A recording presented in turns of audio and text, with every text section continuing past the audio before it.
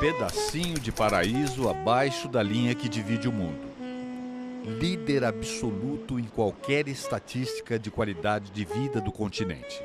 A tradução perfeita de um lugar civilizado, cordial. Pode estar em um nome: Uruguai. Olhando Montevidéu, é difícil crer que algumas das mais sinistras páginas da América foram escritas ali. E que o país já liderou um outro ranking de triste recordação. Eu não quero identificar meu país com uma imensa câmara de torturas, como foi o Uruguai naqueles anos. Na verdade, a proporção de desaparecidos, por exemplo, na Argentina, foi muito maior do que no Uruguai. O roubo de bebês, de nenés, também foi muito maior na Argentina do que no Uruguai. E até os mortos que caíram fuzilados no Chile também foram bem mais do que no Uruguai. Mas o Uruguai foi o campeão sul-americano da tortura. Esse país chegou até a maior proporção, a proporção mais alta de torturados de toda a América do Sul. O golpe militar de 1973 abriu as portas para esses tempos de trevas. Mais uma vez, o regime militar brasileiro era cúmplice no assalto à normalidade constitucional de um vizinho e no banho de sangue. No diminuto e pacato país, com seus 3 milhões de habitantes, o terror se propagou como fogo. Yo creo que en Uruguay había un clima de terror, de miedo, que estaba centrado básicamente en todo lo que eran las actas institucionales, la persecución de empleados públicos, la destrucción de la educación. O sea, si era sospechado de tener algún tipo de vinculación con la izquierda, te echaban del trabajo, la gente tenía muchísimo miedo. Entonces, en realidad es un clima de terror.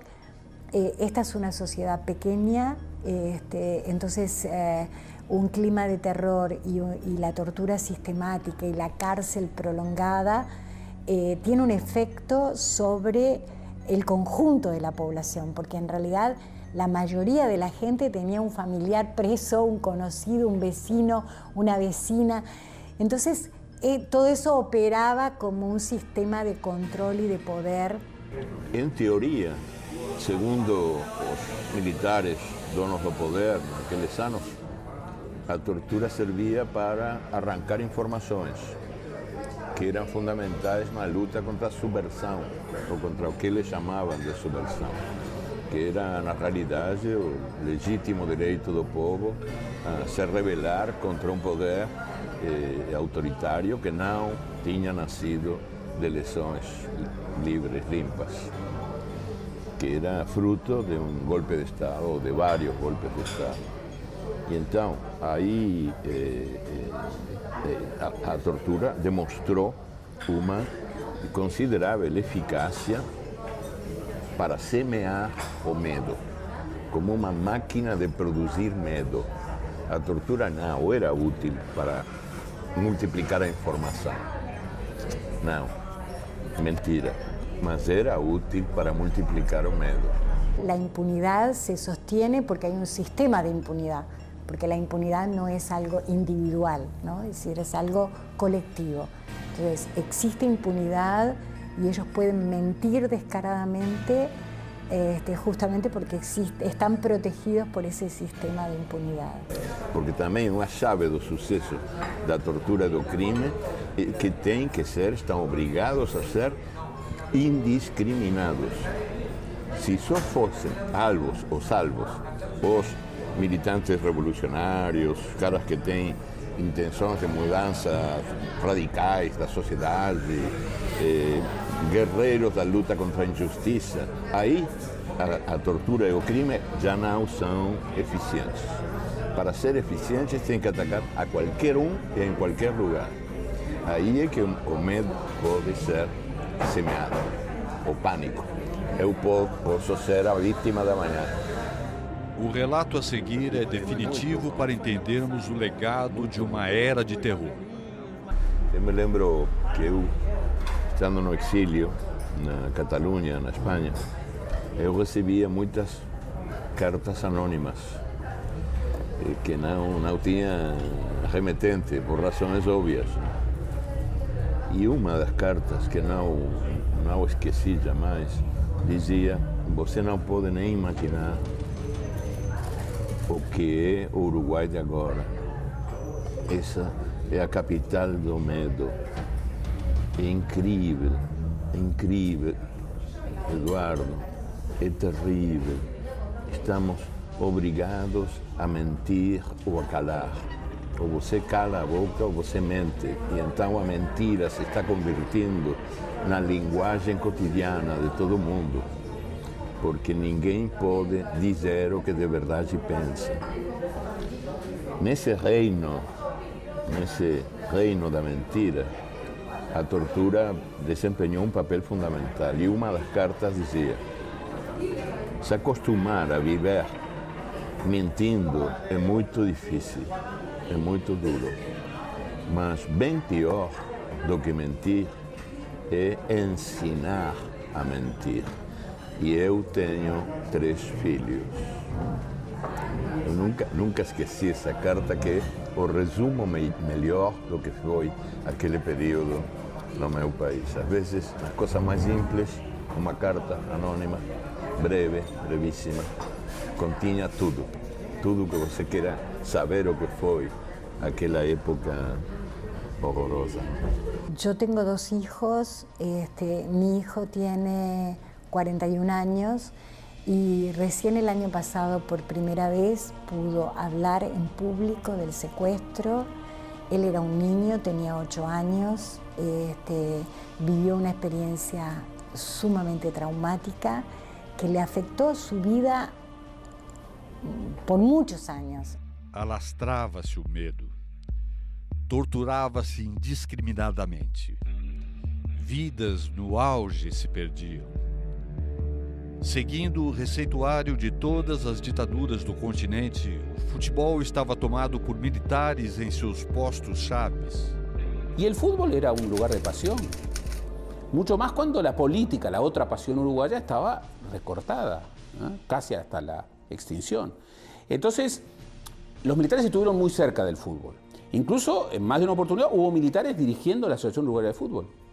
Y hubo militares que se entreveraban en lugares claves de la organización del fútbol del interior. Estaban muy cerca del fútbol. Y a veces amagaron incluso con intervenir el fútbol. No fue una época particularmente gloriosa. Ellos llevaron adelante una política muy represiva que en un país pequeño y en un país con mucha red gregaria les daba un enorme poder de represión casi totalitaria, más allá de las dificultades conceptuales de la palabra. Es decir, ellos, por ejemplo, vetaban personas de izquierda en las elecciones de clubes de barrio. Intervenían en elecciones de los clubes de primera división y en general, lograban desafectar de cualquier posibilidad de estar en una dirigencia a una figura que hubiera tenido algún rol en la izquierda. Nesse cenário de chumbo, ocorre uma improvável página de resistência. Uma das mais belas e pouco conhecidas histórias do futebol. O título nacional do Defensor Sporting Clube, em 1976. A partir del año 75 y hasta el año 78-79, la dictadura, que se había iniciado en el año 73, a partir de esos años lleva la práctica del terrorismo de Estado a sus niveles más profundos. En el marco de la Operación Cóndor, la desaparición forzada, la tortura, la detención, el Uruguay llegó a tener, el récord de detenidos políticos por población. En el año 76 estaba en pleno curso la Operación Cóndor. Es en ese contexto que se ubica la aventura de Defensor. Yo jugaba en Defensor desde el año 73 Para mí esos años fueron realmente años terribles, coincidió con la dictadura, coincidió con la muerte de mis padres y coincidió con el exilio de mi hermano mayor, que además murió en el exilio. Y realmente la experiencia de jugar en Defensor en aquellos años fue para mí un oasis, ¿no? Era realmente un oasis en medio de una situación tan conflictiva, tan negadora de la libertad. Entonces no tenía la cabeza para estar pensando, imagínate tú a los 14, 15 años estar pensando en todas las cosas que están sucediendo. Pero del punto de vista deportivo para mí fue magnífico porque de muy jovencito yo ya estuve en los planteles principales de los equipos. Fíjate que yo empiezo ahí en Defensor, estoy en primera división. Y en el año 76 se dio una experiencia única. Desde la inauguración del profesionalismo en el Uruguay, el campeonato uruguayo siempre había sido ganado por Peñarol y Nacional. Y en el año 76 retorna a la dirección técnica de Defensor José Ricardo de León, el profesor José Ricardo de León.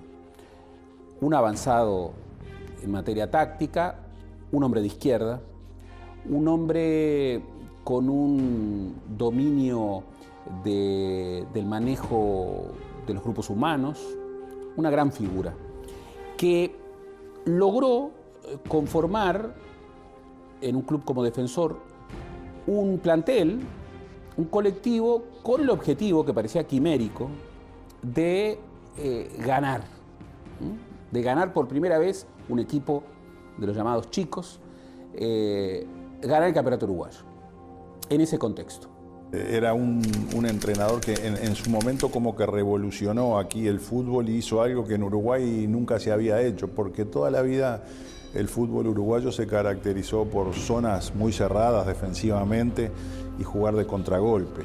Y él aquí vino con algo totalmente novedoso y Defensor salía y hacía el pressing en la salida del equipo contrario. O sea, y el equipo, la defensa estaba plantada en la mitad de la cancha y te presionaba en todos lados.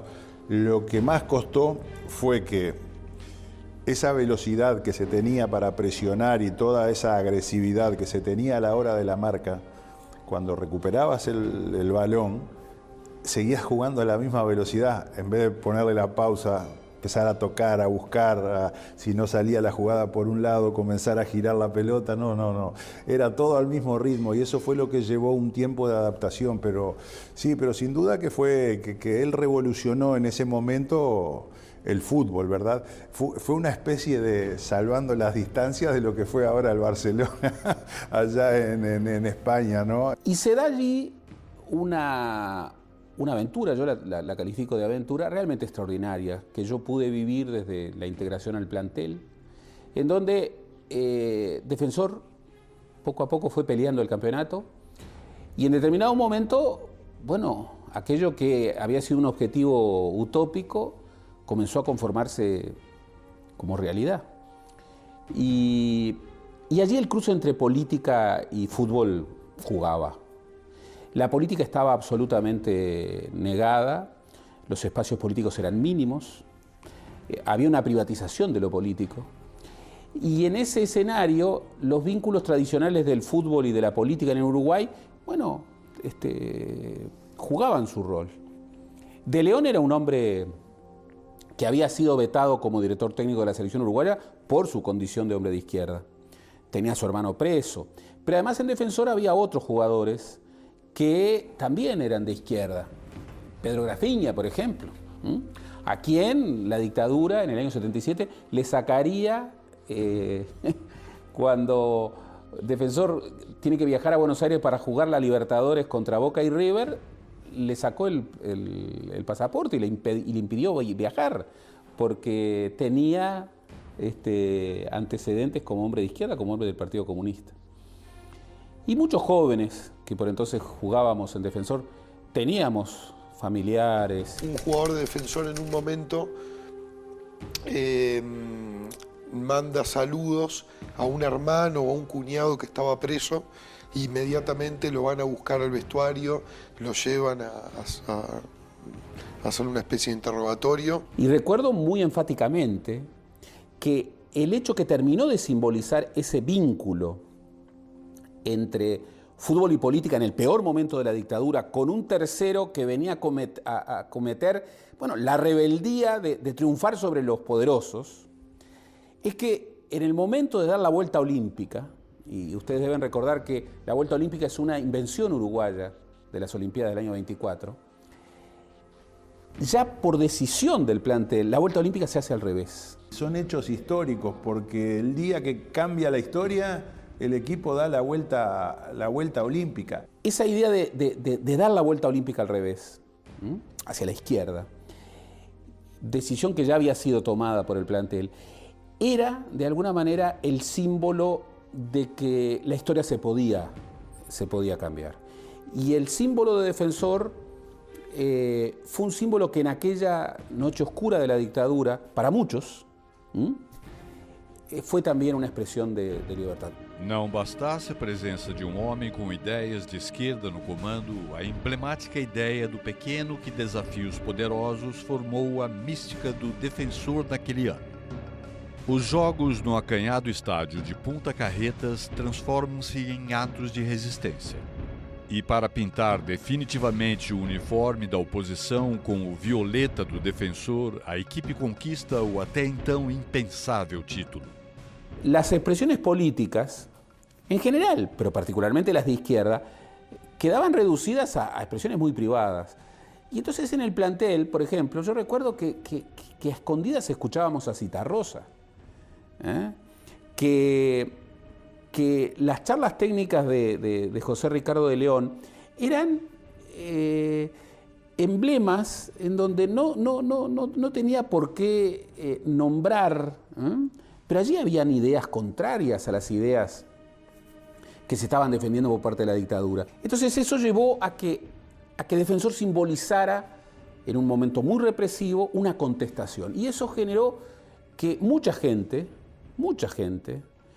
encontrara en los partidos de Defensor, que siempre jugaba a estadio lleno en aquellos años, como un espacio de rebeldía. Y era como un pequeño foco de resistencia ser hincha de Defensor o hinchar por Defensor en ese campeonato. La enorme mayoría de la población, pero sobre todo la enorme mayoría de los militares, eran de Peñarol y de Nacional. Incluso habían estado muy firmes en el veto a José Ricardo de León, que era por lejos el mejor técnico uruguayo, para que de León dirigiera la selección uruguaya en el año 74, ya en plena dictadura. En ese contexto, se presumía de que en Defensor había gente de izquierda. Pero si faltaba algo para confirmar eso, que era una idea general, bueno, un compañero de los juveniles, que en el segundo partido jugó de titular, le llamaban gol y medio porque le habían hecho un penal y había hecho un gol. Cuando lo reportean después del partido, le dedica el gol a su hermano y a sus compañeros de Libertad. Eso le creó a Julio Filippini problemas. No fueron mayores, pero ratificó un poco esa idea. Por otra parte, la directiva de Defensor estaba comandada por los hermanos Francini, en particular por Julio César Francini, que era el presidente, el ingeniero, almirante Julio César Francini. Un hombre de ideas democráticas que en febrero del año 73, cuando tiene lugar el primer episodio de desacato del ejército, de las Fuerzas Armadas contra el poder civil, tuvo una actuación absolutamente constitucionalista, que incluso llegó a defender en el plano de las armas, junto con sus compañeros de la Armada. Yo recuerdo que de León insistía mucho en esas imágenes. Defensor es la rebeldía. Y para todos nosotros, algunos lo traducíamos ideológicamente, otros no, pero todos podíamos encontrarnos en esa idea de que de alguna manera estábamos torciendo una historia y estábamos generando una señal de rebeldía. A rebeldia do Defensor teve seu preço. Em diferentes momentos, os personagens daquela saga foram perseguidos e penalizados pela ditadura, mas sobreviveram ao tempo e vivem na mística da camisa violeta. Yo he podido ver los archivos represivos de la Dirección Nacional de Información e Inteligencia, de la Policía de Montevideo.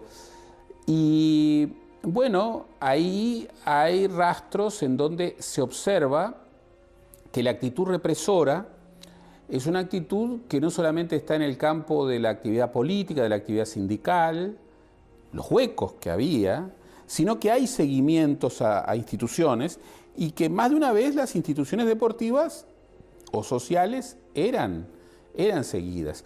Yo, por ejemplo, fue allí en donde identifiqué la acción de la DNI en ocasión del retiro del pasaporte a Pedro Grafiña.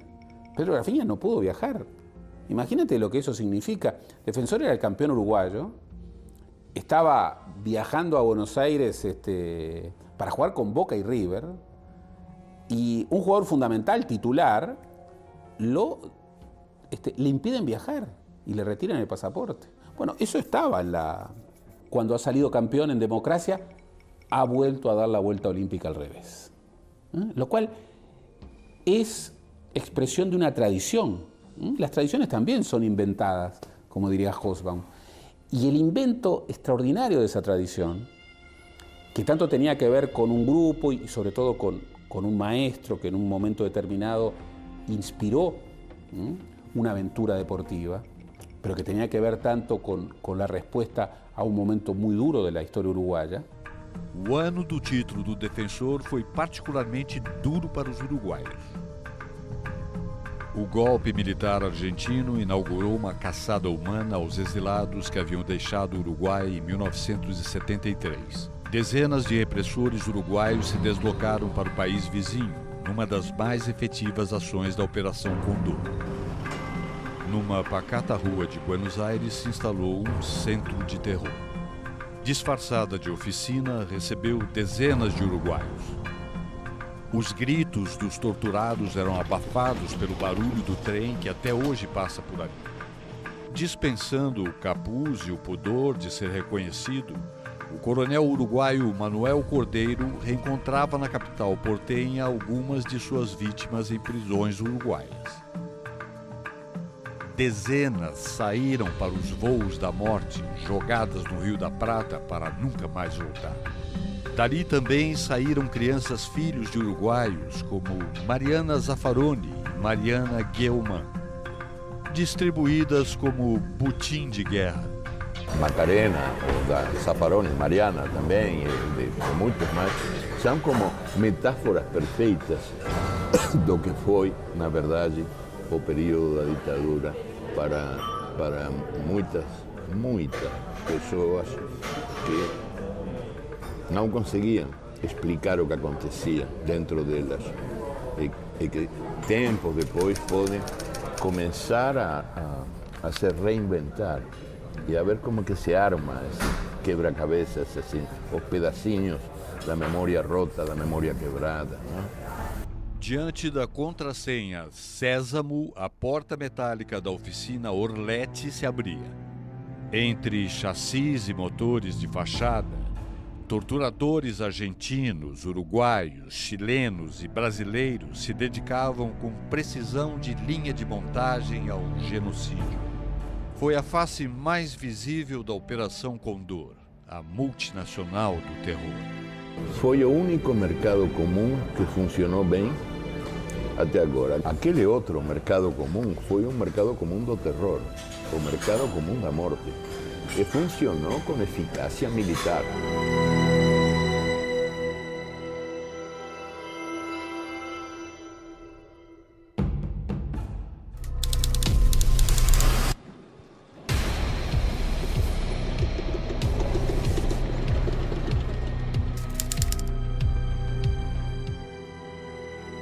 O terror seguia deixando marcas no Uruguai, que seguia recordista em tortura. Convictos e orgulhosos com a obra em curso, os militares decidem exibir sua força no ano de 1980. Um plebiscito entre o sim e o não para legitimar o governo nascido do golpe. E um mês depois, um mundialito de futebol para ostentar ao mundo a vitória e o poder. com direito à presença dos países campeões do mundo de todos os tempos. Se arma esta Copa de Campeones del Mundo, sucede que existe un plebiscito, que se iba a votar por el sí y el no a la continuación de la dictadura. Entonces, la relación se dio prácticamente sola. Una cosa sucede en noviembre y la otra en diciembre. Entonces, todo el esquema de reuniones, tanto organizativas para el Mundialito como para el plebiscito, se van dando paralelamente, hasta integradamente, los mismos personajes.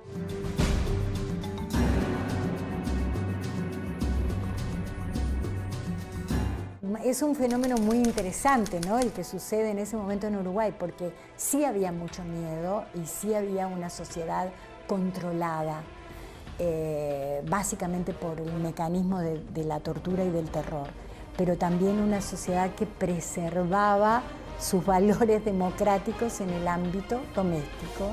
Y me parece, bueno, interesante, ¿no? Eso que pasó en el 80 fue un golpe que se le dio a la dictadura y que es la que propicia después, muy lentamente, el camino de apertura, ¿no? Ellos estaban absolutamente seguros que en el plebiscito de reforma constitucional de noviembre, la propuesta de la dictadura iba a triunfar. Y luego, el Mundialito se celebraba finales de diciembre, comienzos de enero. Los tiempos daban perfecto para que, bueno, el Uruguay se reintegrara al mundo mostrando un país nuevo, un país que le había dicho sí al nuevo régimen. Ellos hablaban de la nueva república, que de república no tenía nada, vinculado con un gran acto deportivo que, por otra parte, registraba la idea de un Uruguay que volvía a estar entre los campeones y que eventualmente podía llegar a ganar. Y timing, porque deberían haber hecho antes el Mundialito. Y después el plebiscito. Es otra cosa que es increíble que lo hayan hecho de esa manera. Los militares no se lo esperaban, porque también es cierto de que el terror convence a la gente de que es legítima su poder, y en realidad su poder es un poder que está construido solo sobre la base del terror. Si el terror no existe, el poder no existe, y creo que eso le pasó a la dictadura uruguaya, ¿no? Que ellos se enfrentaron en 1980 en el plebiscito, cuando quisieron reformar la Constitución para legitimar la dictadura, que no encontraron el apoyo de la ciudadanía, ¿no? Entonces creo que a partir de ahí la gente empezó a perder el miedo y empezó a salir a la calle y a manifestarse de alguna manera, que después en el año 83 termina iniciando el proceso de apertura democrática, ¿no? Información oficial proporcionada del Ministerio del Interior a la hora 1:15, la diferencia a favor del no es de 183.540. Perdido o plebiscito contra todos os prognósticos da ditadura, era preciso capitalizar as vitórias do Mundialito. Todas as promessas possíveis são feitas aos jogadores. Yo creo que podían haber parado el Mundialito, pero era tan poco los que le quedaban entre que perdieron el plebiscito y el Mundialito que no les daba para nada, no les dio para frenarlo. Había 1.300 periodistas acreditados. Y yo veía que primero nos ofrecieron un premio por ganar el campeonato. Y un par de cosas que nosotros habíamos pedido, ellos nos daban. Y yo era de los más jóvenes, entonces recuerdo que agarro. Le digo a Rodolfo Rodríguez, Rodolfo, que era el capitán, le digo a Rodolfo. Y a Cascarilla Morales, que jugaba por la punta. Cascarilla Morales fue jugador de la selección de Uruguay, jugó en Nacional, campeón de América y del mundo, que era el más grande de todo el plantel. Le digo, estos nos dan todo lo que nosotros pedimos. Le digo, me dice, vamos a pedirle más plata, más grana. Y sí, vamos, le pedimos más plata. Sí. Entonces se me ocurre, le digo, vamos a pedirle más. Le digo, vamos a pedirle que no todo es la plata, que queremos tener otra cosa, algo que nos quede y que nosotros lo miremos, y esto nos quedó del Mundialito, de la Copa de Oro. Entonces les pedimos un auto para cada uno, un carro para cada uno. Y bueno, dijeron que lo iban a estudiar. Nós tínhamos todos, realmente, lo que nós pedíamos, nós tínhamos. Teníamos pasaporte para todo. No, podíamos hacer cualquier cosa, ¿no? En esos 10, 12, 15 días que duró o Mundialito, acho que o povo esqueceu muita coisa. Para mí estou conforme, fico feliz de poder ter colaborado eso ahí. Vos ibas al estadio, el estadio lotado, así lleno. Entonces, todo el mundo, Uruguay, te queremos ver campeón.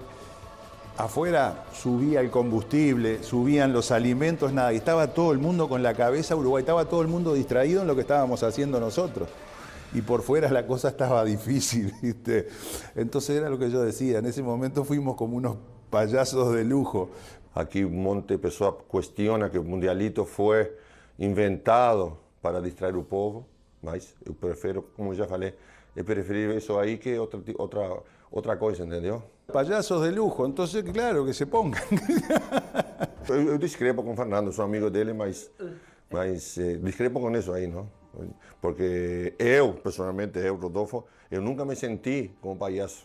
Se eu tivesse me sentido como payaso, não estava lá, certeza. Isso. Que me conheceu e me conhece agora, sabe que eu não me prestaria para esse tipo de coisa. Eu, e sei que um monte de colegas meus também não. Nós estávamos aí para ganhar, era nosso trabalho, entendeu? E ninguém botou para dentro do plantel ideais políticos, não existia, entendeu? E se alguém se sentiu usado, o fato de ficar, você está sendo cúmplice de uma coisa que não vai com sua maneira de pensar. ¿No? Yo estaba en la banca, en la final contra Brasil. 1-0, gol de Uruguay. Creo que fue el primer gol, fue de Barrios, me parece. Bueno, entonces yo estaba sentado al lado de Máspoli, de Roque, que dicho sea de paso, después fue técnico mío en Peñarol, fue como un padre para mí, un tipo excepcional. Y yo estaba sentado al lado de él porque Roque tenía una voz muy ronca, entonces le costaba gritar. Entonces cualquier cosa él me decía a mí, yo me paraba y gritaba. Yo con mi voz gruesa y todo eso, yo gritaba para la cancha. Entonces 1-0 Uruguay, 1-0 Uruguay, 1-0 Uruguay. De repente yo miro así y veo salir por el túnel en el estadio un tipo, un militar. Todo era un edecán de los comandantes en jefe, todo uniformado así. O sea, estaban, porque los comandantes en jefe estaban en el pueblo de las tres armas, de la naval, de la Fuerza Aérea y del Ejército, estaban ahí.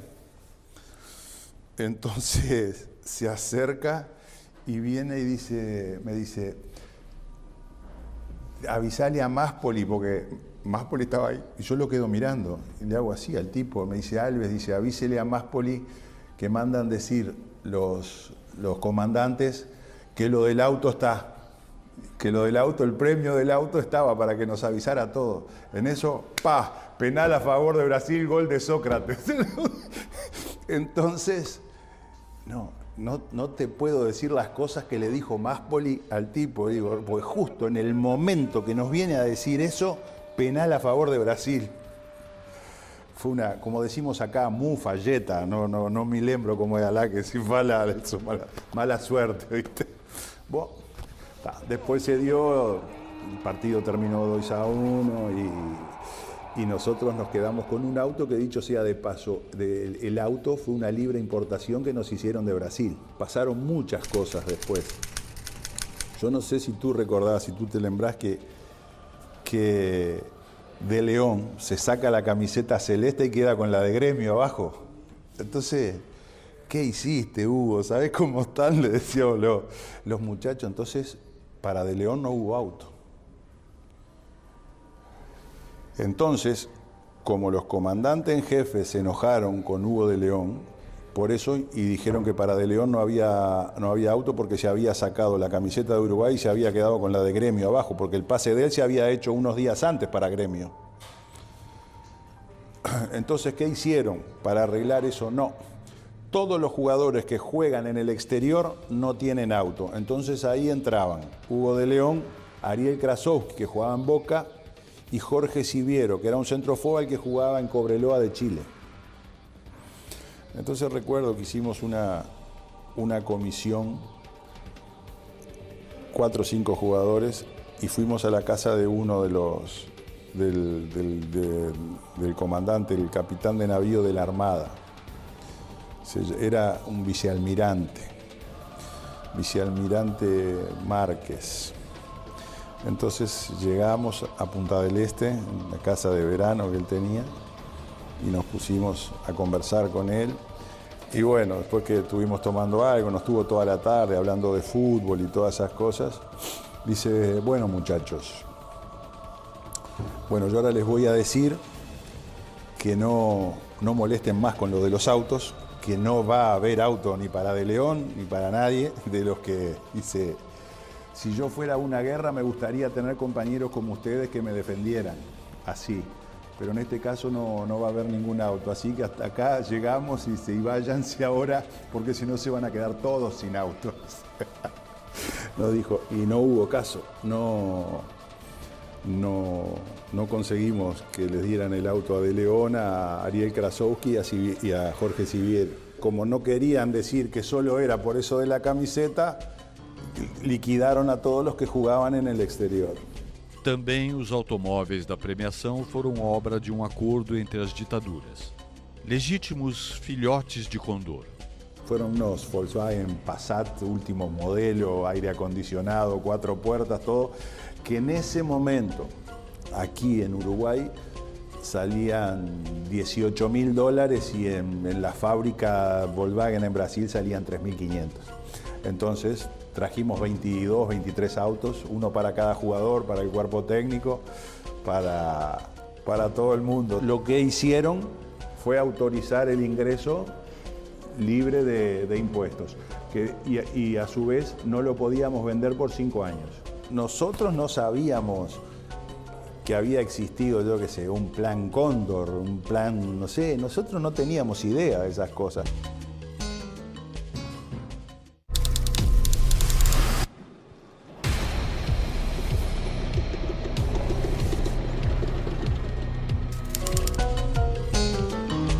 O tiro do plebiscito já havia saído pela culatra da ditadura. No Mundialito, mesmo com o Uruguai campeão, mais uma vez o tiro pega a direção errada. Se em 1976 o defensor era utilizado como metáfora de resistência para encontros e protestos contidos, em 1980 o estádio explode o grito reprimido durante 7 anos de terror. É uma arma de dois caras, de 2 fios, porque por um lado o futebol, sobretudo o futebol profissional, tem sido manipulado pelas ditaduras militares ou por regimes como, por exemplo, Mussolini, que utilizou as vitórias do futebol italiano em benefício do regime dele, mas também, às vezes, funcionam pelo avesso. E esse foi o caso do Mundialito. O Mundialito organizado pela ditadura militar uruguaia para promover uma forma de publicidade das virtudes do regime militar no Uruguai. Então, aqui se concertaram, aqui se congregaram, chegaram os campeões mundiais, de diversos campeonatos mundiais, para disputar o Mundialito, que era o Mundial dos Mundiais. E estava prevista a vitória uruguaia, obviamente, foi para isso que se fez.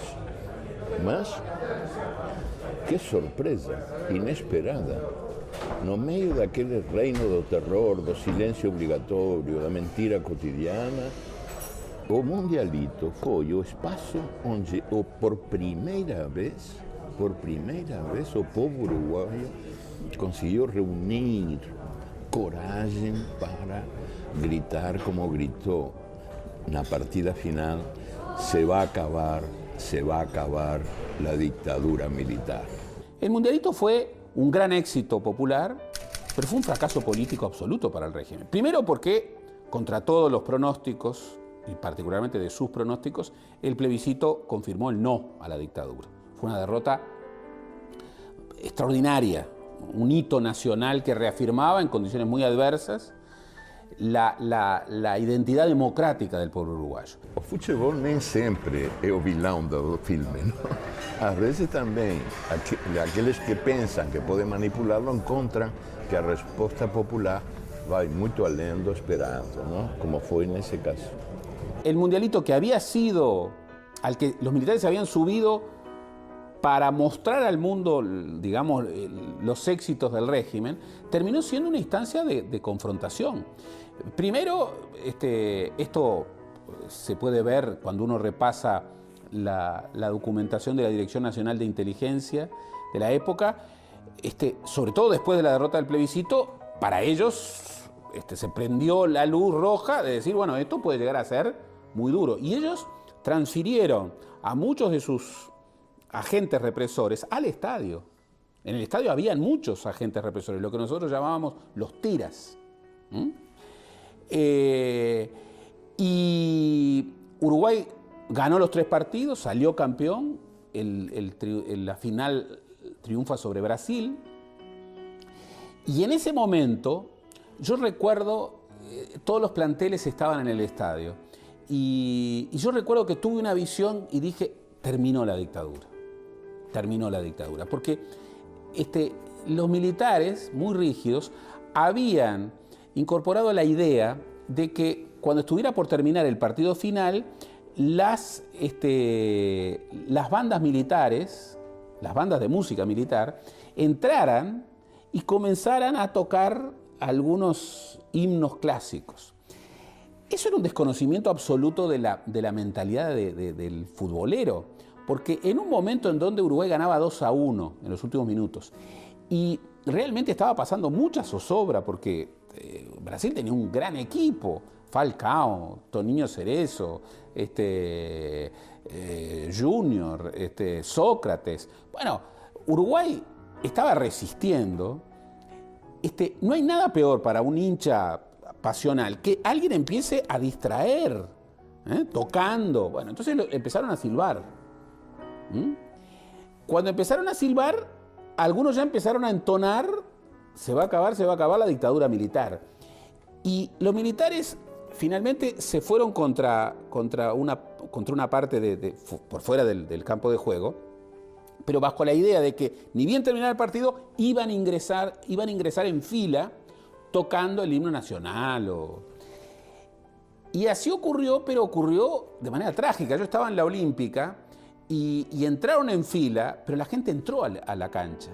Y entonces la gente los empujaba, les tiraba los trombones, la gente se ensañaba en medio del júbilo deportivo, gritando se va a acabar la dictadura militar. Y los militares no sabían qué hacer hasta que a algunos se le ocurrió retirada, y se retiraron. De que en la última partida, por primera vez, el pueblo uruguayo canta juntos contra la dictadura, se va a acabar la dictadura militar. Tá? Esas cosas acontecen, el fútbol sempre de alguma maneira, às vezes segreda, às vezes invisível, é uma caixa de surpresas, tem uma capacidade de asombro muito grande. Esa imagen que todavía tengo tan vívida de la gente entrando en la cancha, desordenando las filas de las bandas, tirándole en muchos casos los instrumentos musicales, vivando desde la tribuna el se va a acabar la dictadura militar. Y los militares finalmente convocados a retiro, era la imagen de que el país ya comenzaba a ser otro y que después del no del 80 costaría todavía unos años, pero que la dictadura se iba. Lo que sí notábamos tremendamente era cuando se cantaba el himno. Hay una parte que dice, nuestro himno dice, tiranos temblad. Entonces esa parte era como que todo el estadio la cantaba con el doble de fuerza que lo que cantaba el resto del himno, ¿verdad? Que esas eran las cosas que que vos sentías que había un pueblo que estaba de pie, ¿viste? Que no quería, y fíjate. Creo que ya habían infinidad de actos de resistencias pacíficos, como gritar en forma más contundente el Tiranos temblad del himno nacional, que como nadie podía decir nada porque era el himno nacional. Entonces, pero la gente gritaba cuando llegaba a esa parte. Y eso volvió a consolidarse esa noche. Cuando esa noche el pueblo jubiloso tomó Montevideo y tomó muchas ciudades del interior, el vínculo entre la política de oposición a la dictadura y la pasión, la emoción del fútbol volvieron a estar muy presentes. Y por supuesto, hubo detenidos. Y hubo muchos policías de inteligencia diseminados en el público, pero ya no podían controlar, particularmente no podían controlar una manifestación multitudinaria. A partir de entonces, los éxitos deportivos que vendrían en esos últimos 4 años de la dictadura, todos fueron instancias en donde la gente celebró el éxito deportivo, pero celebró también el fin de la dictadura. Hay muchas historias muy hermosas de la época del autoritarismo. Hay muchas historias y vidas hermosas que no se doblegaron, que cantaron el himno Tiranos temblad, que aprovecharon un partido de fútbol para decir se va a acabar la dictadura militar, o que iban a un tablado a aplaudir murgas, en el caso de Uruguay, que sutilmente hablaban de la resistencia. Entonces, bueno, eso es lo que hacen los pueblos, ¿no? El uruguayo tiene pocos motivos de pasión. La pasión no es un sentimiento muy generalizado en el Uruguay, para bien y para mal. El uruguayo es más racional que emocional. Pero hay 2 actividades en donde la pasión uruguaya se desata. Una es el fútbol y otra es la política. Y al final de la dictadura, por muchas razones muy obvias, esas 2 pasiones convergieron. El que dice que entre fútbol y política en el Mundialito no hubo nada, o no sabe nada, o sabe mucho, y no lo dice. Por supuesto que hubo, y por supuesto de que la dictadura tuvo en el Mundialito un nuevo tiro por la culata en un momento crucial. Que é muito difícil essa tarefa assim da recuperação da memória dos anos de chumbo, anos de terror, anos de medo, de muito medo, que depois cobraram um preço altíssimo de silêncio. E esse silêncio é, a sua vez, o preço da impunidade do poder, que calando consegue repetir a história. Porque se você não aprende do que aconteceu, vai estar condenado a repeti-lo, não? E aí está o problema do medo, como os donos do poder militar naqueles anos conseguiram, isso tem que ser reconhecido, conseguiram impor uma cultura do medo. A ideia de que a denúncia do que acontecia ou a memória do que aconteceu é uma invitação para retornar ao passado, para que o passado volte. Que só calando se evita esse retorno aos tempos duros, aos tempos ruins, a essa longa noite dos nossos países. Quando isso é uma infame mentira, porque na verdade é só encarando as coisas como foram e recuperando a memória que você pode evitar a repetição da história. Quer dizer, a impunidade estimula o delinquente, seja um delinquente militar, seja civil, seja individual, seja coletivo. A impunidade é o motor, é o estímulo maior para a repetição dos crimes. El autoritarismo tiene muchas caras y esas caras afectaron a toda la población. Entonces, creo que la memoria es un derecho, para empezar. Es un derecho de cada persona a decir lo que vive, lo que vivió y por lo tanto a estar en una sociedad donde no hayan unos que tienen más derechos que otros. Y por lo tanto, si los militares cometieron actos criminales, tienen que ser juzgados. E é assim de simples, nada mais. Eu acho que a recuperação da memória é um passo imprescindível para ajudar a mudança da realidade. Porque só se lembrando é que seremos capazes, nós lembrando do que aconteceu, e que seremos capazes de evitar que aconteça novamente. O nascimento de uma nova realidade implica reconhecimento da realidade que foi. Senão, vamos estar condenados à repetição da história.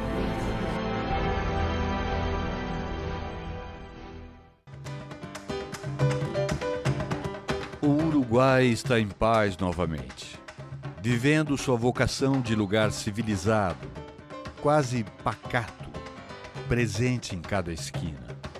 A vocação igualitarista de uma sociedade cuja ideia fundadora é de um país de ricos menos ricos e pobres menos pobres. O presente de paz, a retomada de uma vocação, é um trabalho diário de cuidar da memória, das memórias do chumbo, para que nunca mais o curso natural de uma nação nascida para a democracia em plenitude se perca.